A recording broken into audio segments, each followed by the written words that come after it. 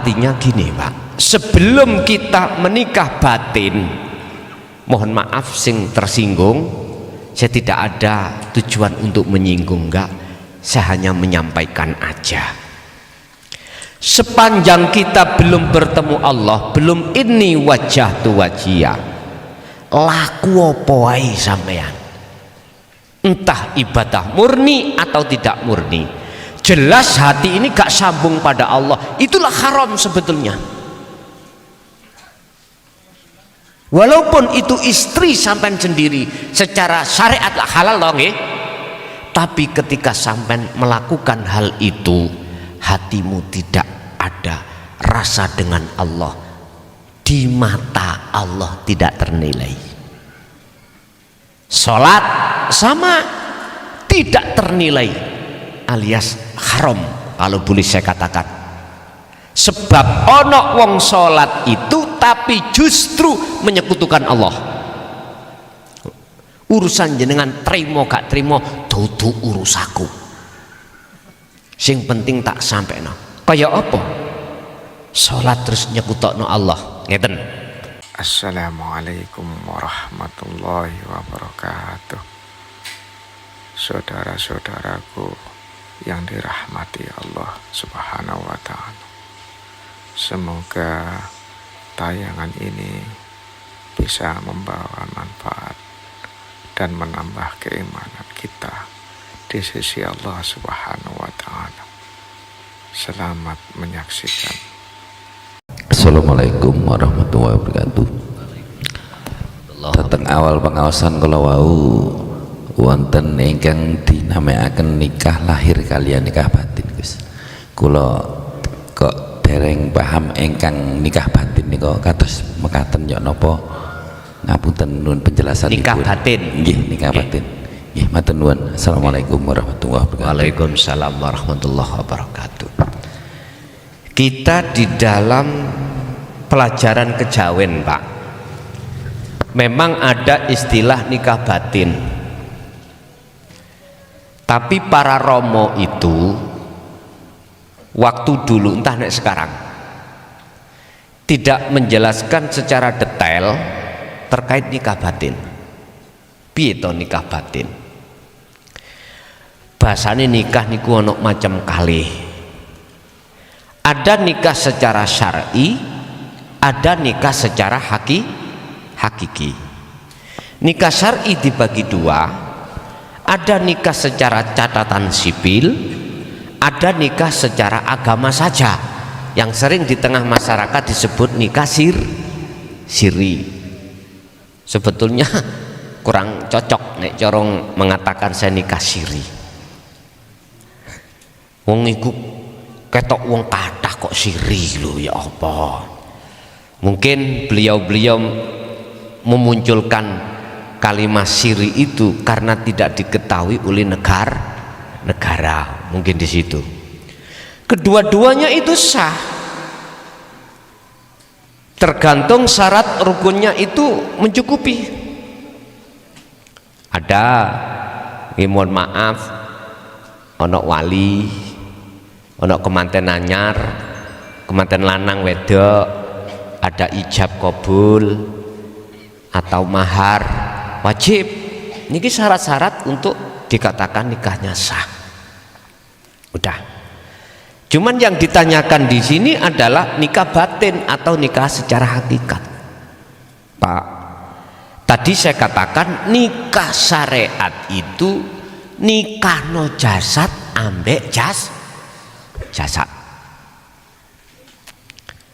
mempertemukan dua sejoli yang berbeda jenis laki dan perempuan. Di dalam agama mengatakan sebelum dinikah jangankan mengumpuli, melihat saja tanpa ada syar'i yang diperbolehkan haram boten? Haram. Tapi mengapa gara-gara qabil tu nikah tak terima nikahnya bla bla bla, gara-gara ngomong ngono tok lho wis oleh. Sah. Kalimat iku. Padahal kalimat iku wenteng, Pak. Wenteng diucapkan. Wenteng diucapkan. Tapi opo gara-gara kalimat itu boleh dikeloni. Wis gak digodak lagi oleh hansip. Apa sebab? Ini manusia yang gak mau berpikir. Mengapa sebelum kita nikah kok haram hukumnya segala hal aktivitas? Apabila kita berduaan itu haram. Terus setelah gara-gara kobil itu aja kok ya sudah diperbolehkan miturut agama. Pun tidak jauh dengan nikah batin, Pak. Bagaimana sih nikah batin? Mempertemukan ruhaniah dengan urip. Inilah yang kusebut sebagai suluk atau uzlah atau kholwat atau bertapa, meditasi. Monggo terserah. Ini wajah tu wajia niki lho yang disebut nikah batin. Mula nikah syar'i iku mestine kudu didobel dengan nikah batin. Jadi sang suami, calon suami ketika dinikahkan hatinya harus menghadap terhadap urip, harus terhadap hidup. Hidup yang mana? Hidup yang ada pada diri calon istri. Sing dituntun Pak penghulu. Lah ngaten iki. Bahasane syariat dituntun Pak penghulu. Mestinya gitu. Dan ini hanya bisa dilakukan oleh orang-orang yang sudah ilmu dan amal. Baru bisa sambung. Bisa. Artinya gini, Pak. Sebelum kita menikah batin, mohon maaf sing tersinggung, saya tidak ada tujuan untuk menyinggung, enggak, saya hanya menyampaikan aja. Sepanjang kita belum bertemu Allah, belum ini wajah tu wajia, laku apa wae sampean, entah ibadah murni atau tidak murni, jelas hati ini gak sambung pada Allah, itulah haram sebetulnya. Walaupun itu istri sampean sendiri, secara syariat lah halal dong, tapi ketika sampean melakukan hal itu, hatimu tidak ada rasa dengan Allah, di mata Allah tidak ternilai. Sholat sama, tidak ternilai, alias haram kalau boleh saya katakan. Sebab ono wong sholat itu tapi justru menyekutukan Allah. Urusan jenengan terima gak terima dudu urusaku, sing penting tak sampai no. Kayak apa? Sholat terus nyekutukno Allah, ngeten. Ketika jenengan melakukan sholat, dalam hati jenengan merasa Anda yang bisa melakukan, ini berarti jenengan menyamakan diri Anda dengan Allah. Wis, nek gak dong durung nrimo sak kerson jenengan, sampean gak trimo ya ora apa-apa, iku dudu urusaku. Loh, inilah sholat yang saya katakan menyekutukan Allah. Sehingga di situ muncul satu makalah, sholat itu hukumnya wajib, tapi lebih wajib kau tinggalkan. Artinya ketika jenengan menjalankan sholat, tinggalkanlah keakuanmu dalam hati iman kalau kau yang melakukan. Sebab jikalau itu tidak kau lakukan, tidak akan pernah kau itu bisa merasakan nikmatnya hatimu bertemu Allah. Wakumu lillahi qanitin, wajib hukumnya qanitin ay khosyiin, wajib hukumnya sholat bertemu Allah, wajib hukumnya tidak menyekutukan Allah, la syarikalah. Janganlah kau menyekutukan Tuhanmu dengan dirimu. Niki nek mboten diobral, dibuka, dibedah ilmu tauhid gak ketemu, Pak. Lu tenan. Setinggi apapun ilmu kita tentang dunia syariah, nggak akan pernah bisa membedah niki. Nggak bisa. Karena memang tempatnya, makomnya ini di makom hakikat. Baru ketemu. Oh gitu ta. Kalau pernikahan secara batin itu jenengan sudah lakukan, maka halal. Jenengan melakukan apapun itu halal. Artinya inilah pertemuan terhadap Allah disebut wusul, itu hanya wujud tunggal. Apa salah Gusti Allah melakukan sesuatu itu atas kehendaknya Allah sendiri? Enggak salah. Karena sifatnya Allah itu ada satu yang disebut jaiz, wenang, yumkinu. Sudah, ini sudah tidak bisa dihalang-halangi. Enggak bisa dihalang-halangi. Karena sifat yumkinu itu Allah ngene karepe, ngunu ya karepe. Sekarang tinggal pertanyaannya, keakuan diri makhluk sik tampil apa ora? Kalau detik-detik wis gak tampil, halal. Inilah nikah batin sebetulnya yang dimaksud. Pemahaman konco-konco mboten ngoten. Pemahaman sing waktu saat Romo menjelaskan itu dengan kinayah, terkone awak dhewe sing wedok adoh ning Malaysia, sing lanang kene tek nikah batin. Nggih ngapunten, makane tak genahno iki, sedangkan Gusti Allah iku yo nang dindi, tidak kenan dindi, di mana-mana dan tidak kemana-mana. Nggih, lanjut Bapak sik.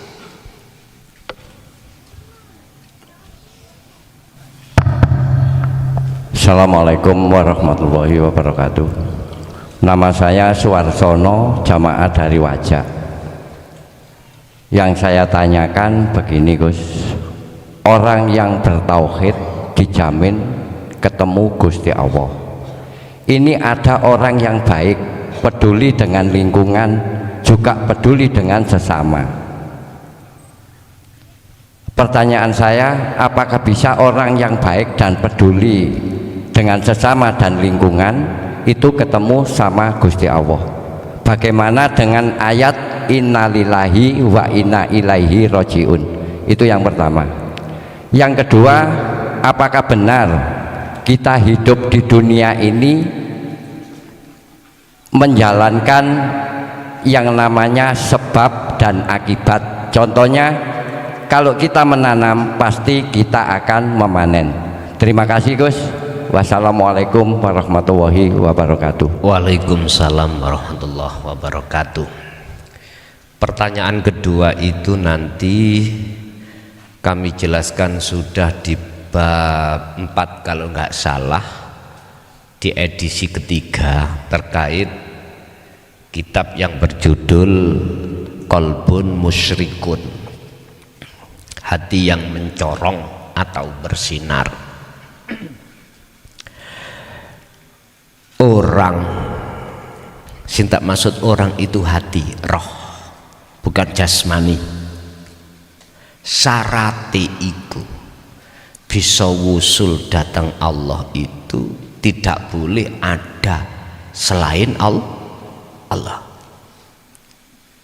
Pertanyaannya gini, orang yang secara fisik peduli dengan orang lain, istilahnya sosialnya tinggi, apakah di dalam hatinya itu merasa dirinya? Jangan dijawab, jawablah yang merasa, yang sosialnya tinggi dan lain sebagainya. Ataukah justru ada maksud lain yang kita tidak tahu? Karena itu urusan hati. Ingat, innallaha ya'lamu ma fis sudur. Allah tahu walaupun itu ada di dalam hati yang paling dalam. Contoh kula misalnya, semua apa yang Allah berikan terhadap kami, Pak, secara fisik saya harus peduli dengan kebutuhan yang dibutuhkan oleh orang-orang atau saudara-saudara yang ada di pondok. Tidak hanya itu, juga pada masyarakat. Orang-orang apa tahu apa di dalam hatiku, ada sesuatu yang hanya Allah yang tahu. Ternyata saya ini, kalau saya tidak bertauhid ya, pasti ada maksud, Pak, yang jenengan tidak tahu. Mungkin ya, biar saya dilem wong, biar orang lain mengatakan aku orang baik. Loh, ini kan tanda-tanda tidak bertauhid toh. Berarti saya ini telah menyamakan diri saya terhadap Allah. Artinya saya telah mengadakan sesuatu dalam diri saya selain Allah. Apa? Sifat keakuanku sebagai makhluk. Kalau memang seperti ini, Pak, mohon maaf, apapun alasannya secara syar'i yang katanya itu adalah bisa bertemu Allah, malam hari ini saya katakan kecelik boleh petik, terima gak terima terserah, terima gak terima terserah.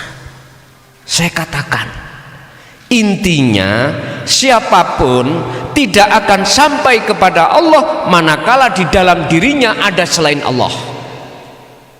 Intinya di situ bahasa syariat, siapapun kita tidak akan bisa masuk ke surga manakala di dalam hati kita masih ada syirik. Intinya seperti itu. Walaupun syirik itu sekecil darah sebiji sawi. Ngapunten ingkang kathah. Selama ini yang kita kenal syirik itu cuman syirik jali, Pak, syirik yang jelas. Tapi ada syirik yang kita sadari, yang tidak kita sadari, yang disebut syirik khafi, yang halus, lebih halus daripada angin ataupun air. Apa? Ngaku kalau saya yang sosial.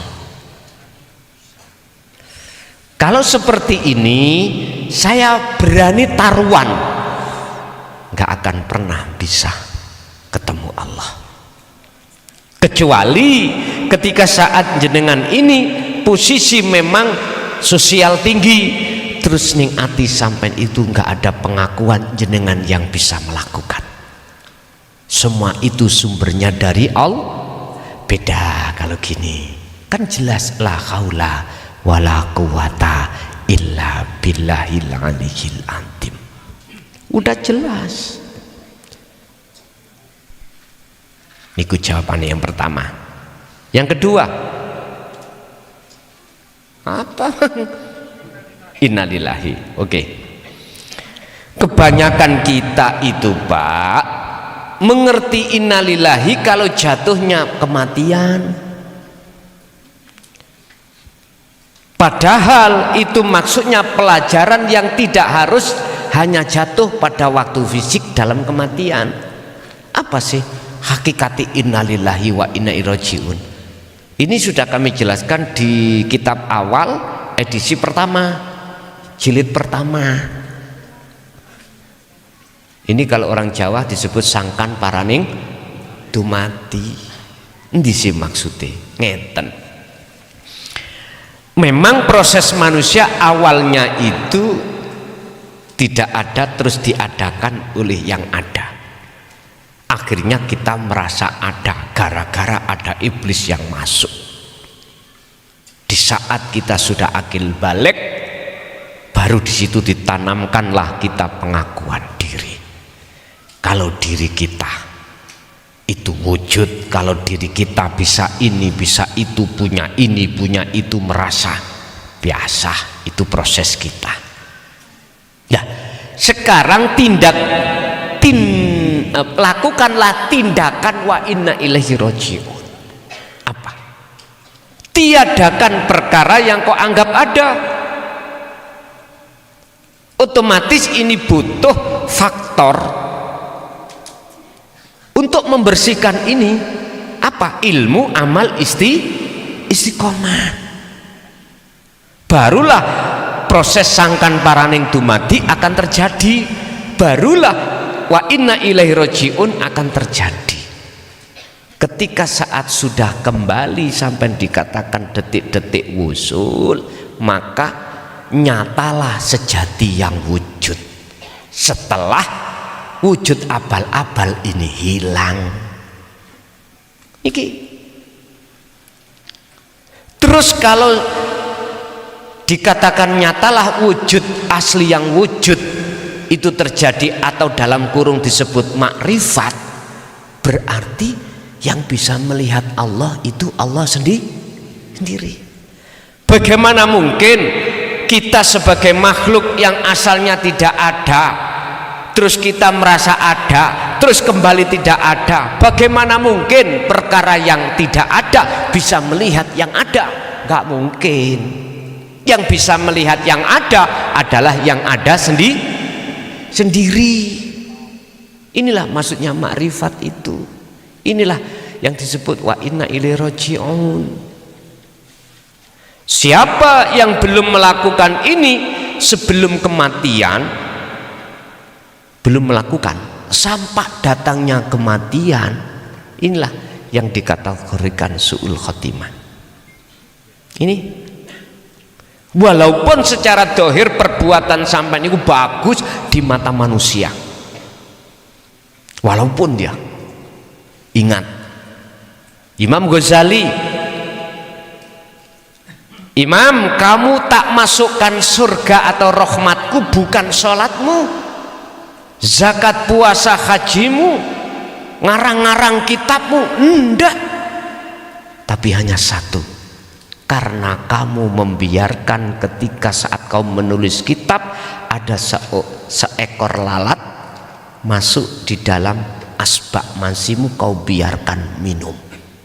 Ya coba, perkara sepele koyoke, tapi iki sing ndadekno luwih apik bobote katimbang salat dan lain sebagainya. Iku maksudnya ya apa? Iku gambaran terhadap kita, Pak.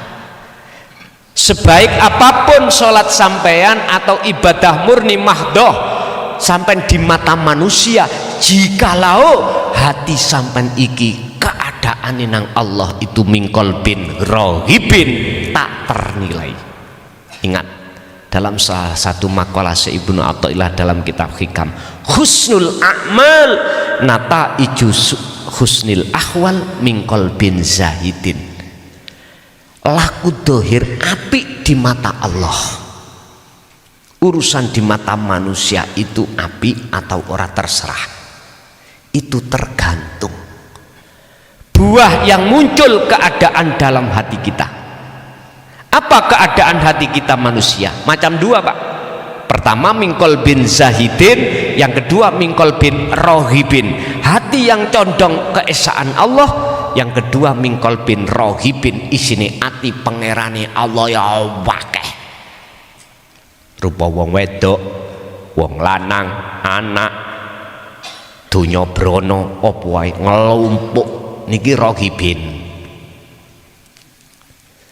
Jadi perbuatan dohir sampai iki di mata Allah dikatakan bagus, itu melihat keadaan rohaninya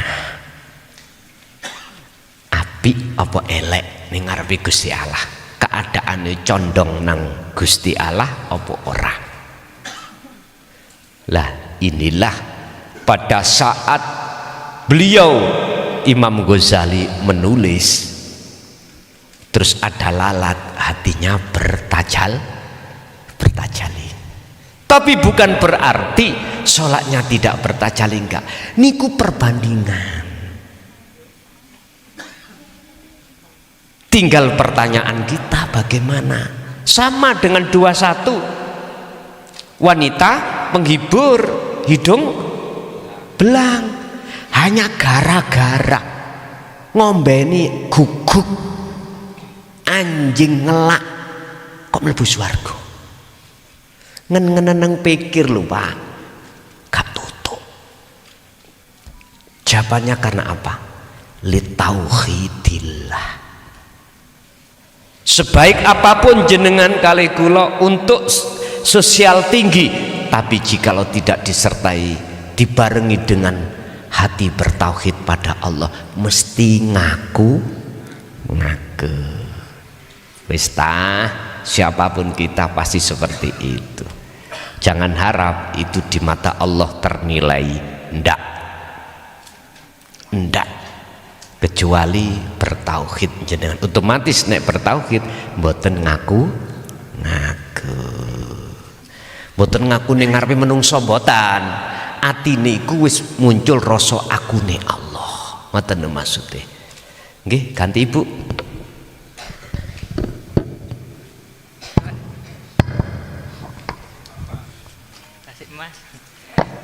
Assalamualaikum warahmatullahi wabarakatuh. Gus, saya kalau berkholwat itu biasanya sekalian sama tidur gitu ya. Kalau berkholwat dengan tidur Sekalian gitu. Jadi sekalian tidur, nggih. mesisan pun wis tangi ya tangi, mati ya mati ngono. Nggih. Nah, dalam kholwat niku kula niku dimimpikan sembang kali niku Gus. Dimimpikan baik itu secara sadar dan tidak sadar. Nggih. Salah satu contohnya itu tidak bisa digerakkan tapi masih dihidupkan. Jadi kayak seperti dikubur hidup-hidup gitu, Gus. Nggih. Nah, di situ saya dikasih tahu oleh Allah bahwa inilah la haula wala quwata. Meskipun kamu bahwasannya seperti hidup tapi kamu nggak bisa ngapa-ngapain kalau bukan karena Allah. Ada juga karena saya nggak bisa dinafaskan gitu, bahwasanya nafas itu juga milik Allah. Cuman pas bangun tuh banyak yang lupa Gus. Jadi pas mimpi tuh kayak, oh saya masih kurang di ini, saya masih ngaku-ngaku kayak, oh saya masih ngaku-ngaku kalau nafas ini nafas saya masih ngaku-ngaku kalau pergerakan ini pergerakan saya. Cuman kalau bangun tuh ada yang ingat, ada yang enggak gitu Gus. Nah, bagaimana yang enggak ingat itu Gus? Padahal udah dikasih clue kayak gitu sama Allah. Itu untuk pertanyaan yang pertama. Yang kedua itu menyangkut ke ya tidak mengaku-ngaku itu Gus. Kayak kita udah menolong orang gitu ya Gus ya. Udah lupa itu, udah gak ngaku-ngaku. Tapi kok ingat, oh aku wis tau nolongi wonge ngono. Niku Gus, niku apakah termasuk kita ngaku-ngaku lagi padahal sebelumnya itu udah nggak ngaku-ngaku gitu Gus.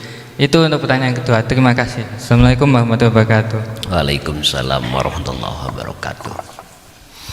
Asli nih Pak ya, apa yang tampil gerak dalam diri kita sebagai makhluk itu sebetulnya seakan-akan kita koyok-koyoke. Asline koyok-koyoke. Memang koyoke iki tampilan kita sebagai manusia. Tapi asline yaiku nyatane Allah.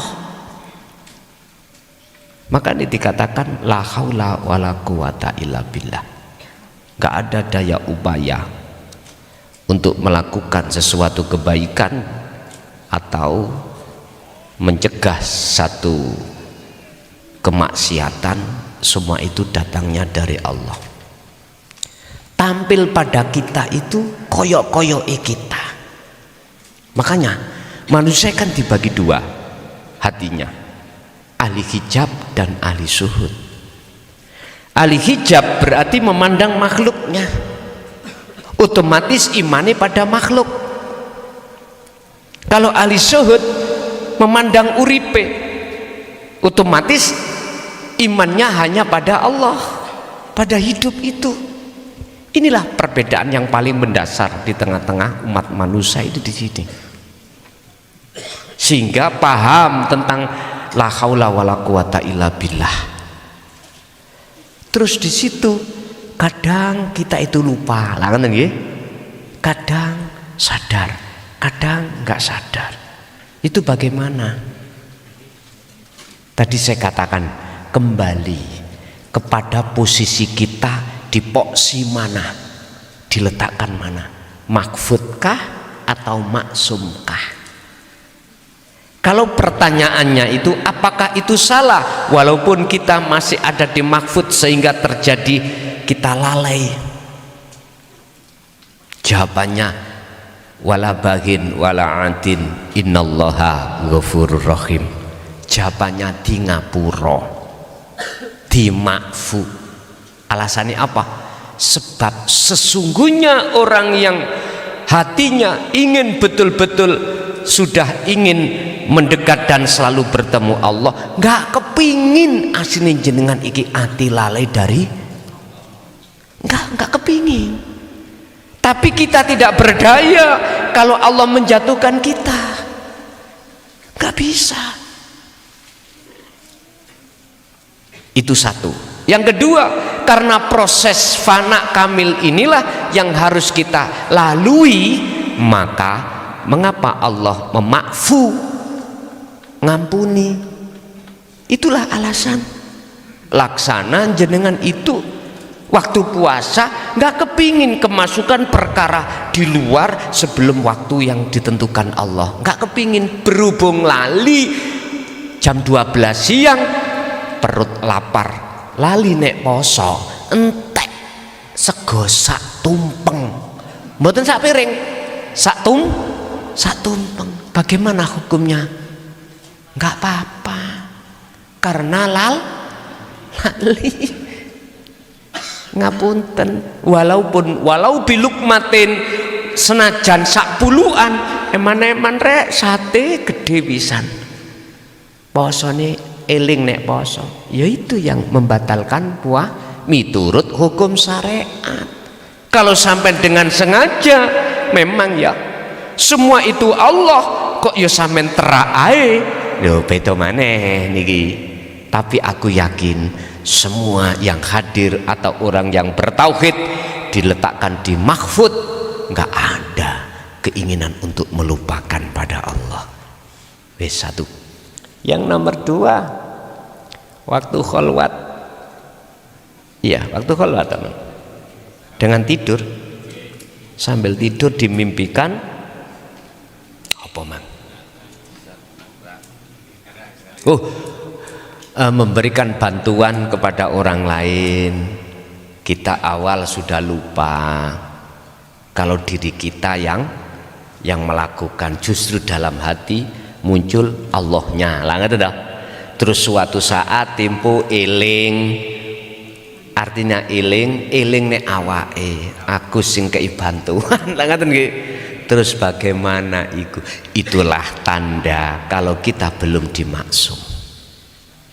Sama sebetulnya dengan aku yakin jenengan gak kepingin hatinya muncul takholi atau pengakuan diri. Sama dengan yang awal tadi, sama. Istilah wong Jawa undat. Lah gak apik sih undat-undat niku nggih ya. Mboten sae. Iling opo jamane aku tak masakno jenengan. Ilingo zamane sorone ya apa kita hidup berdua. Sekarang tinggal enaknya aku kau saduk. Nah, lewis, ngoten niku penyakit pun. Jadi sama sebetulnya itu jawabannya. Oke, ayo ibu ada.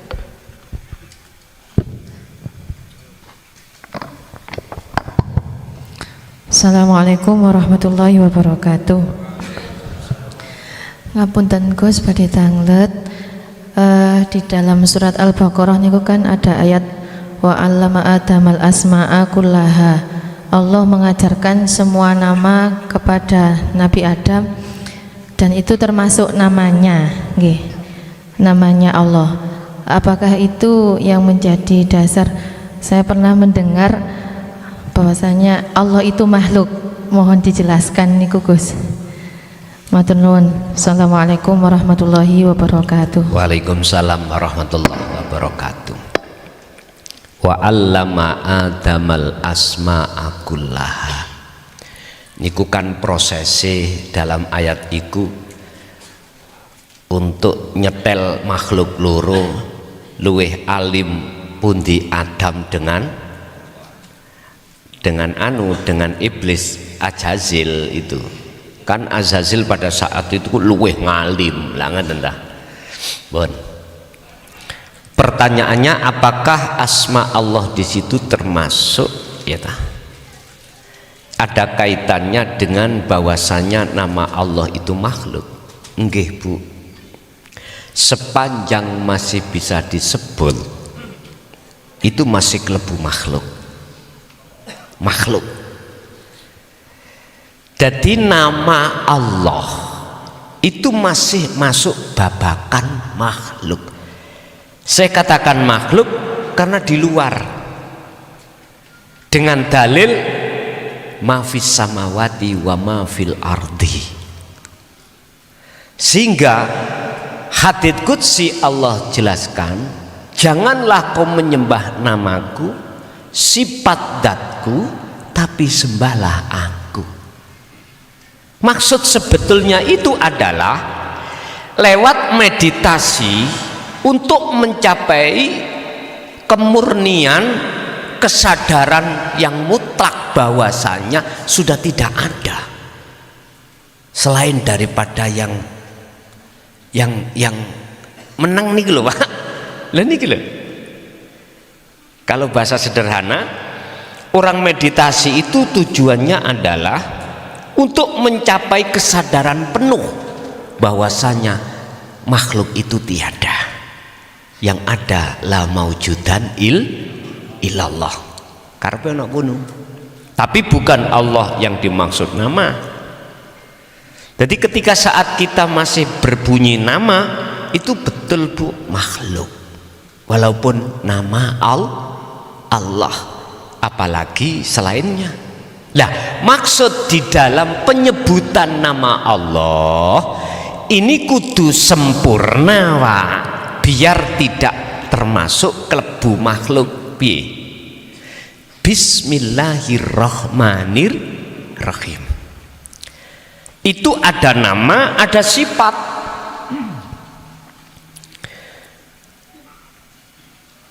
Kelawan menyebut nama Allah, jenengan ngucap Allah, maksudnya bukan nama, substansinya, tujuan kita, makhluk syahidnya adalah yang memiliki wujud nama.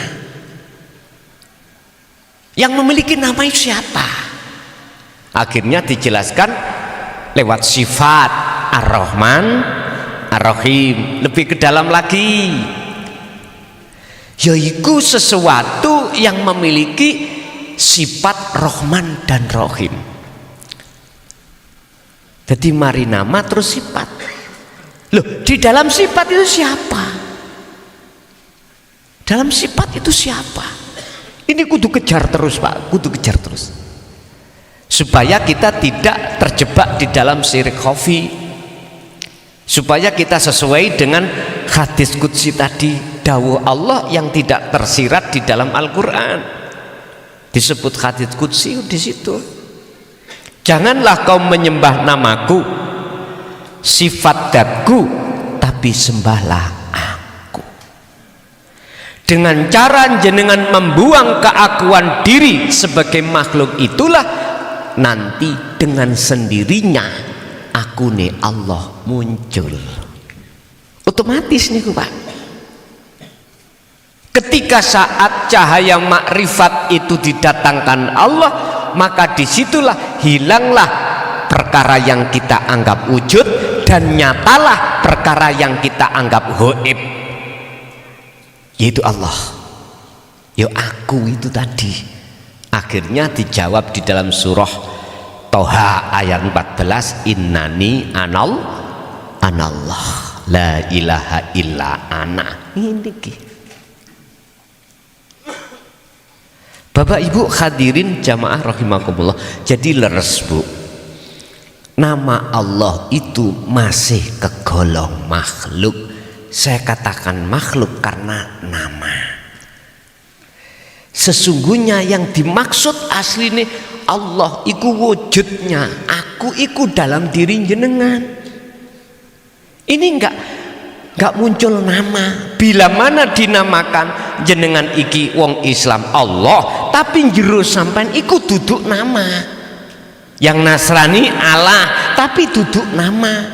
Yang Hindu mungkin Sang Yang Sekerta, ada yang Esa, monggo.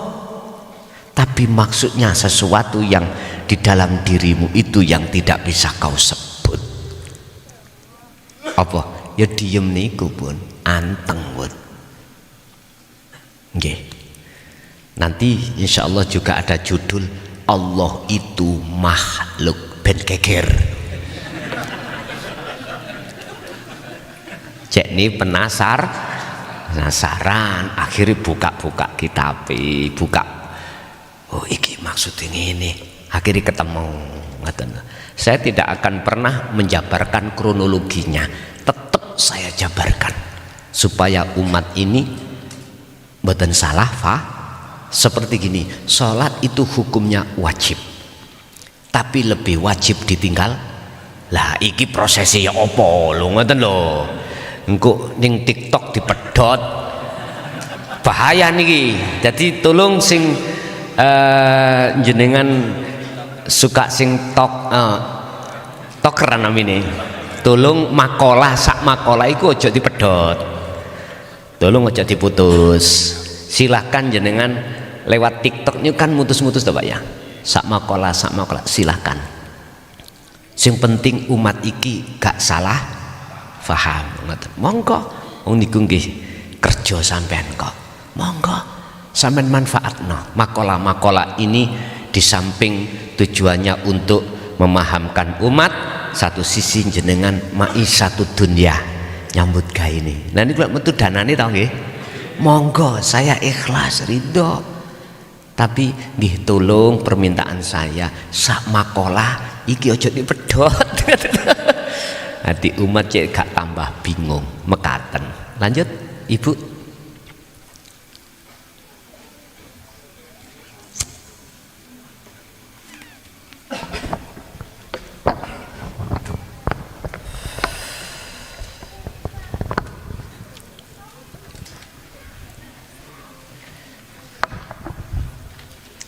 Assalamualaikum warahmatullahi wabarakatuh. Waalaikumsalam warahmatullahi wabarakatuh. Gus, di Al-Quran itu Allah mengatakan bahwa aku itu lebih dekat dari urat lehermu. Dan Allah juga mengatakan bahwa aku adalah lahir dan batin. Dan Allah juga mengatakan bahwa aku dimanapun kamu menghadap, di situ ada wajah Allah. Dan tubuh kita ini terdiri dari sekitar 40 triliun sel. Entah itu berapa, mungkin sekitar 40 berapa gitu loh Gus. Mungkin di Google juga ada. Nah, di dalam sel itu ternyata sel itu berbentuknya bulat-bulat, tapi semuanya itu adalah ruang kosong. Sesungguhnya tubuh kita itu adalah ruang kosong, dan alam semesta ini adalah kebanyakan adalah ruang kosong. Yang saya tanyakan Gus, apakah itu yang dinamakan sebentar, ini yang namanya kecerdasan alam semesta ya? Nah, yang saya tanyakan, apakah kekosongan itu yang selama ini yang saya lihat, yang saya rasakan di dalam tubuh saya adalah kekosongan, apakah itu yang namanya Allah? Sampun. Ada satu lagi Gus, Kalau semua ini adalah energi ya Gus ya. Kalau ada yang menyebut namanya energi, berarti semua yang ada di alam semesta ini adalah energi. Termasuk saya dan saudara-saudara semua di sini adalah energi yang sama, yaitu tiupan. Allah mengatakan bahwa kutiupkan ruhku. Berarti semua yang ada di sini adalah ruhnya Allah. Yang saya tanyakan, semesta ini adalah semuanya Allah. Allah meliputi segala sesuatu, termasuk di dalam hal benda-benda yang mati. Apakah itu benar, Gus? Terima kasih. Assalamualaikum warahmatullahi wabarakatuh. Waalaikumsalam warahmatullahi wabarakatuh. Pertanyaan pertama mungkin jenengan eling tak? Kalau sering ngeten ingat nggih? Itu sebetulnya untuk mempermudah jenengan untuk bertemu. Jadi pertanyaan pertama, apakah kekosongan itulah wujudnya Allah? Betul. Betul sekali. Bahasa kekosongan miturut pandangan akal. Tapi pandangan hati justru sing wujud itulah sing kosong. Justru yang kita anggap wujud ngeten niki justru itu yang tiada. Ingat, teori singkat di dalam hukum syariat dan hakikat itu begini tentang Allah. Golongan kita di syariat itu mengatakan wujudnya Allah itu bisa kita lihat dengan tanda wujudnya perkara yang diwujudkan Allah. Apa? Ma fis samawati wa ma fil ardi. Apa perkara yang ada di jagat langit dan bumi itu sebagai tanda adanya Allah. Karena ini yang mewujudkan Allah. Kalau sampai berhenti di sini, sepanjang masa pun sampai akan mengatakan selain Allah itu mesti wujud. Akhirnya mengalahkan wujud sing hak dalam hati jenengan, alias sampai tidak akan likok pada Allah, nggak akan bisa ngetrapno sangkan parane dumati. Anda tidak akan sampai bisa untuk wa inna ilaihi raji'un, walaupun yang corong-corong inna lillahi itu bahasa ucapan Pak. Mungkin lebih baik alhamdulillah. Coba dijajal sesuk, digemplang wong men. Untuk nyala yadat teman ya. Ngapunten Kang Kathah. Jadi wujudnya dunia ini kita jadikan sebagai burhan, dalil, bukti wujudnya Allah. Itu akhirnya kita hanya diangan-angan, nggak akan pernah nyata. Teori yang kedua, golongan ahli syuhud atau golongan hakikat mengatakan justru wujudnya Allah ini yang sudah nyata bagi beliau-beliau itu menandakan sebagai tanda, sebagai bukti atas tidak wujudnya selain Allah. Wis, dua pendapat yang seakan-akan kontroversi, tabrakan, koyok-koyok ngoten. Inilah proses innalillahi wa inna ilaihi raji'un. Kebanyakan kita enggak innalillahi to'ai, tidak wa inna ilaihi, kebanyakan ngoten. Jadi leres Bu. Energi-energi ini biasanya menyebut energi itu orang fisika, biasanya itu basisnya itu paham fisika, sehingga ada molekul, atom dan lain sebagainya. Ini orang-orang yang sudah pernah belajar di dalam dunia fisika, seperti Thomas Edison sebagai pencetak atau penemu listrik lah ngoten to niku. Itu sesuatu yang halus itu, padahal masih ilmu itu. Nggih, mohon maaf, silakan berkata nama energi, silakan berkata nama Allah. Bagi dirinya Allah no problem. Monggo. Yang mengatakan Allah silakan, yang mengatakan Sang Yang Widi silakan, Sang Yang Sekerta silakan, Sang Yang Dumadi silakan, nggak ada persoalan. Yang penting sudah sampai pada kekosongan. Satu. Yang kedua, benar atau tidak? Apa tadi Pak? Benda-benda mati di situ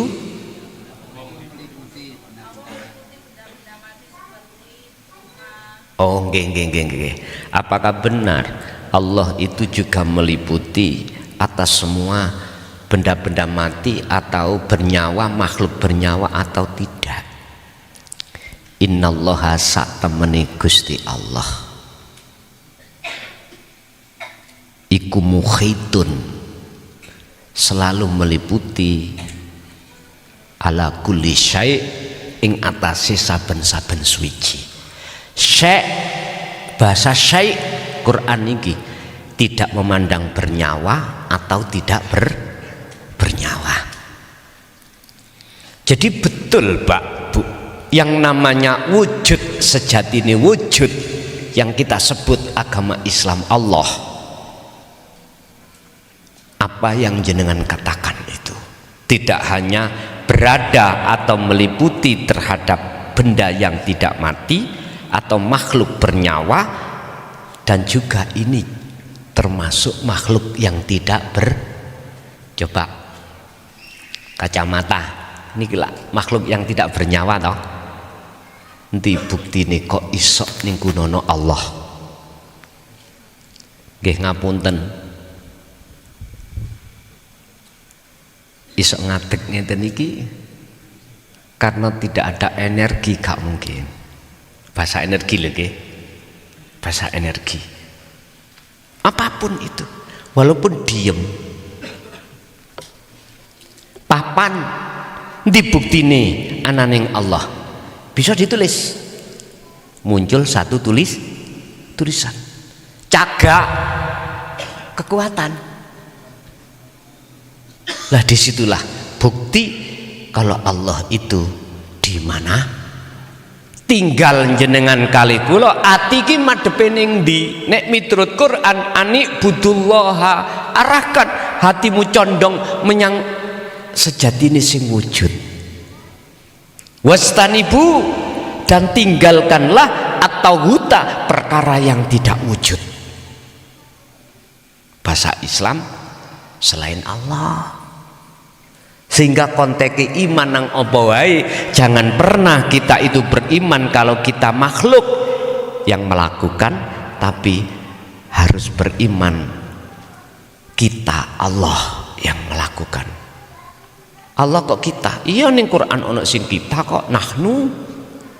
Tidak hanya ana, tidak hanya mufrad, tapi juga jamak. Itu menunjukkan bahwasanya suhudul wahdah fil kasroh, banyak tapi tunggal. Jenengan melihat banyak-banyak, Allah itu wakai. Tapi piye caranya? Bagaimana caranya? Hatimu iku keahad. Bukan banyak banyak wujudin, enggak, tapi tunggal. Jawabannya cuma satu. Anda harus memandang uripe pun titik. Sehingga kalau sudah masuk ke ahad, walaupun kelihatannya banyak tapi tunggal.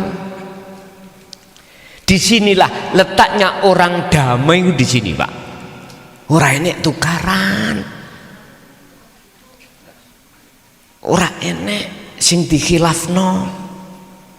Kita tukaran itu karena kita itu memandang lahiri. Makanya jangan heran kalau di dalam hukum Islam syar'i itu khilaf. Ada mazhab ini, mazhab itu, pandangan ini. Nah, akhirnya pecah Pak umat. Jangan heran. Risalah yang Rasulullah sampaikan Muhammad secara syar'i iku enggak sama risalah secara syariat yang disampaikan Rasul sebelum beliau. Syariate Nabi Adam sampai Nabi Muhammad dewi-dewi. Kalau hakikate risalah hakikat enggak pernah berubah. Enggak pernah berubah. Yang berubah iku dohire. Nyun sewu, jenengan iki kadang-kadang punya piaraan ini kalau sing di duit dukur nih kalau apa doro ya, ada doro lokal, ada Bangkok, kadang di Bekisar. Tahu Bekisar Pak? Enggak jadi ini kan beda napa namanya Bekisar ngoten nih di Silang memang secara fisik syariat bermacam-macam bentuk, bermacam-macam. Tapi urusan ruhaniyah, bahasa wanafaktu, betul apa yang disampaikan Ibu. Pertanyaan, betulkah semua itu adalah ruhnya Allah? Kalau jenengan ngomong ruh iku makhluk, mohon maaf, masalah ayat wanafaktu niki ada dua pendapat. Pendapatnya orang syariat mengatakan ruh itu makhluk. Kalau makhluk berarti bukan Allah, berarti Allah tidak memiliki roh. Betul menurut pandangan syariat. Betul. Kalau pandangan hakikat beda lagi, karena sudah tidak menganggap ruh itu makhluk, menganggap ruh adalah hidup. Maka jangan harap ruh itu disebut makhluk, sebab makhluk itu sifatnya fana, kalau khalik itu sifatnya kekal. Didasari beliau ahli tahqiq itu mengatakan ruh itu bukan makhluk, kekal. Mestinya kalau iku makhluk harus hancur lah, ngoten toh? Tapi ini kekal. Sing hancur itu jasad. Nek cara kula menemukan dua pendapat ini tak benerno kabeh cekak tukaran. Ya bener mungguhe pandangane wong syariat kalau mandangnya memang mandang jopo. Sing ngaji ki sapa sing nyocot klason makhluk karena mandangi makhluk. Ahli tahqiq memandang karena beliau hanya esa, gak ngomong tutuk klason iku sing nyocot iku sing dawuh Gusti Allah. Ya tak bener no. Makanya jangan sekali-kali sampean mengatakan makalah yang pernah disampaikan oleh Siti Jenar itu salah. Itu hanya karena salah pandangan, beda pandangan. Ngoten lho niku. Al-Halat juga begitu. Ketika beliau itu mengeluarkan statement makalah yang berkata la fi jubati illallah, hanya gara-gara itu loh Pak, kalimat tidak ada di dalam diri saya, di dalam kelambi saya, jubah saya, kecuali yang ada hanyalah Allah. Oleh karena kita orang syariat memandangnya dari makhluk, menuduh Al-Halat sebagai Tuhan, bunuh aja. Akhir zaman itu dibunuh, ngaten. Sebetulnya itu nggak salah beliau, cuman cara menyampaikan itulah kurang tepat menurut saya pada saat itu loh ya. Sebetulnya sudah benar, tapi kalau dikembalikan pada golongan kita syariat salah. Mestinya gini, kita makhluk itu asalnya nggak ada, adanya sebab diadakan yang ada. Lah jikalau yang ada itu hanya Allah, mestinya saya itu sebagai makhluk tidak punya sifat ada, sehingga saya katakan yang ada di dalam jubah saya itu hanyalah Allah. Lho ngoten lho niki. Nek proses pada saat itu disampaikan ngunu seperti itu, ya mungkin wong sik mikir lah, ngoten dah. Sik mikir lah, wong saya bilang seperti ini lewat proses ini banyak yang tidak mau terima, masih kui nggak terima dudu urusanku. Mekaten ibu, lagi ibu.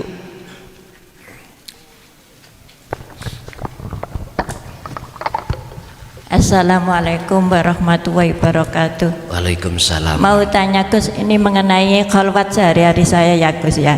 Ini kok nambah lama, nambah turun gitu loh Gus. Waktu pertama kali masuk di Nurul Tauhid 1 tahun yang lalu lebih, saya masih diperjalankan ya di pertemukan apa saja gitu loh itu Gus ya. Tapi lama-lama itu kok tidak ada hasilnya menurut saya loh Gus ya, menurut saya. Tapi yang saya rasakan pertama kali, 1 kali cuma itu saja yang merasa saya itu seperti ringan kayak enco gitu loh Gus. Tapi saya masih ingat, saya ini ingat aku si An, tapi rasanya ini kok enco gitu Gus. Lama kelamaan mboten incu. Itu loh Gus, maksudnya ada penurunan apa itu proses Allah memproses saya gitu loh Gus ya.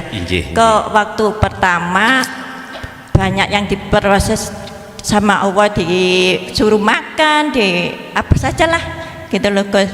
Kok sekarang tuh nggak ada apa-apanya Gus, kolwat cuma kolwat diem toh gitu Gus. Apa itu turun tak gimana Gus, apa kesalahan saya gitu. Terima kasih Gus. Assalamualaikum. Waalaikumsalam warahmatullahi wabarakatuh. Prinsip mengatakan siapa yang tidak pernah berhenti berjalan ke arah barat, maka dia akan semakin dekat terhadap arah barat dan semakin jauh arah timur. Iki prinsip. Siapa yang berjalan itu akeh lerene, ketemu warung mampir, ketemu wong dodol dulinan sing nyenengno mampir, golekno putu. Teori mengatakan kau akan lama, apalagi di arah timur itu ada perkara yang menggiurkan, balik mana ke timur. Oh ya lali belum beli androk, ikon memang ono androk. Androke wapi, ngerti androknya Mas ya? Daster, nek cara sakniki daster balik ngetan maneh. Nyun sewu Pak. Inilah mengapa Rasulullah Allah ingatkan di dalam surah Al-Insan ayat 25-26. Wadhkur isma rabbika bukratan wa asila. Muhammad, baik pagi ataupun sore, baik siang maupun malam, wadhkur, terus kamu harus berzikir. Niki Nabi Muhammad. Ayatnya itu sebetulnya bukan hanya untuk Kanjeng Nabi, juga untuk kita sebagai aslinya gitu. Kalau ini ayat khusus untuk Kanjeng Nabi, nggak mungkin dirilis tercatat di dalam Al-Quran, nggak mungkin. Banyak Pak ayat-ayat yang menekankan tentang zikir. Walaupun ini mukhatabnya kembali kepada Muhammad, itu sebetulnya pada kita juga. Pada kita juga. Ini persoalannya yang kumaksud tadi, peganglah teguh, kuat tali zikir itu. Berarti nek umpama jenengan iki ada kemunduran, kembalinya itu tadi. Kula mboten nuduh, mboten napa, mboten. Menurut teori mengatakan iku zikir sampean kali kula itu rangkadang. Ngerti rangkadang? Nek iling ya zikir, gak iling ya gak de. Nek luwi-luwi pas repot Pak, wis blas. Terus ngeten, memang satu sisi seakan-akan repote perkara gebiarin dunya sebagai penghalang. Lah ngoten nggih. Menjadikan hati kita lalai terhadap Allah, seakan-akan, memang seakan-akan. Tapi ngerti ya, liyab luwakum, itu sebagai ujian datang dari Allah terhadap kita. Teruskah kita berjalan atau kita berhenti? Sebetulnya apa yang dihadapkan Allah yang kita anggap sebagai penghalang tadi loh, kebiarin dunya, terus di dalam kebiarin dunya nak sopo. Kalau kita mau mengangan-angan setiap persoalan itu, siapa di balik layar ini, kok hati ini sering begitu, otomatis sirul asrnya kita akan kembang lagi. Jadi Bu, kalau boleh saya katakan, tolong waqtasimu bihablillah. Jami'ah iki menggunakan maksud adalah mingkuli ahwal, setiap kahanan apapun. Waqtasimu, pegang rapet taline Allah di segala sikon. Tadi saya katakan, nek pancen si angel, manfaatkan 1 minggu, 1 hari 1 malam untuk terus hati berzikir tanpa ada orang lain. Kalau nggak bisa 1 minggu 1 kali, ya 1 bulan 1 kali. Kalau nggak bisa 1 bulan, ya 1 tahun 1 kali. Wis kata terus no. Ngomong bongkong, nggak. Jadi di situ Bu ya, jawabannya bundelani ketemu teng mriku. Nggih.